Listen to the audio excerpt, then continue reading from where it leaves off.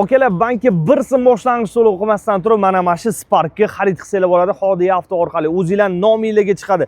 Avtomat korobka. Akalar, Spark juda ham ko'pchilik so'ragan edi, kommentariyada bang'illatib tashlaysizlar. Spark qilib bering, Spark qilib bering deb.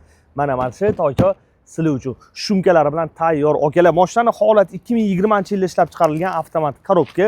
Xo'p, yumshoq bolalar taqib qo'yilgan salon holatlarini ham ko'rsataylik. Polni shumka qilib qo'yilgan akalar.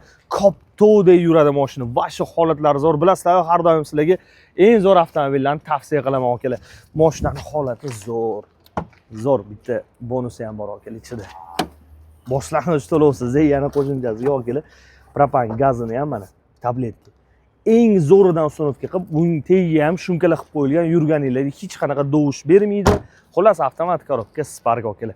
$300 dan oylik to'lov chiqadi, boshlang'ich to'lovsiz, faqat o'sha notarius zapret o'sha holat.